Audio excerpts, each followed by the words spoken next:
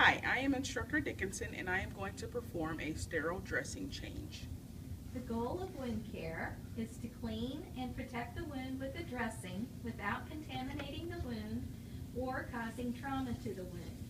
Patients should experience minimal pain or discomfort.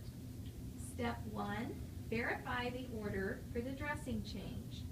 Wash your hands, remove all jewelry and long sleeves, gather the equipment needed, and explain the procedure to the patient. Hi, Mr. Happy. I'm Instructor Dickinson and I'm going to perform your dressing change. Are you okay with that? Is now a good time? I think it's okay. Can I first verify your name and your birth date, please? I'm John Happy, August 11th, 1955. Thank you. First of all, are you having any pain right now? Well, just a little bit. I was given something for pain about 45 minutes ago, and I would say my pain's about a 2. That's about as good as it gets. 2? Okay, all right. Well, I think we're okay to go ahead and proceed with your dressing change. Okay. Okay. Ms. Dickinson properly identified the patient and assessed the patient's need for analgesia. If Mr. Happy needed pain medication, you would first administer the prescribed medication and then allow it time to work, usually about 30 to 60 minutes. Step 3, place a trash can or a red bag at a convenient location. Position the patient in a comfortable position that allows access to the wound area. If you have a wound where fluids will be copious or mobile, such as splashing, you want to use PPE with a face shield or goggles. If you use a patient's trash can, be sure to take it out with you upon leaving the room. Mr. Happy, I'm going to raise your bed. It just helps me to be able to work at a height that's comfortable. Okay. I'm going to put the side rail down, but I'll be right here the whole time. Okay, I won't climb out.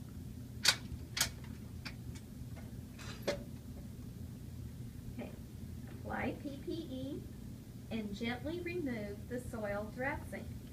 If it is stuck, use small amounts of normal saline to assist in the removal of the old dressing. You don't want to rip it off if it's stuck to the patient's skin.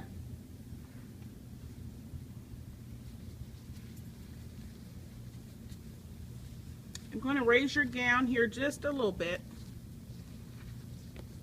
And I'm going to pull this down, the sheet, not to expose you too much, okay? I'm going to peel the tape back here so you may feel a little pulling. I hate that tape.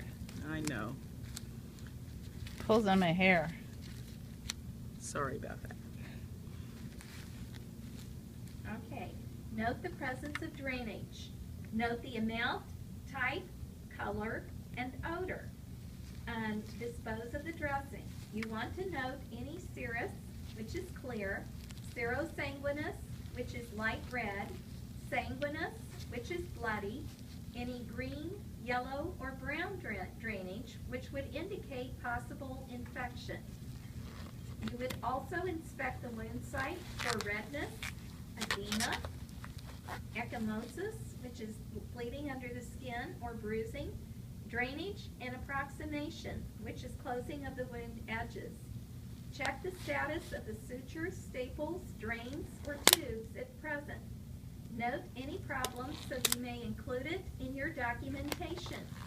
Notice how Instructor Dickinson is removing her gloves so the soiled dressing is contained within the dirty glove.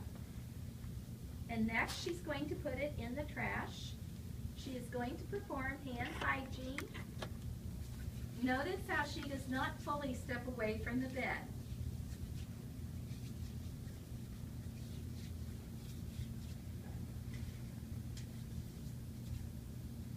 Next, she is going to open the sterile dressing kit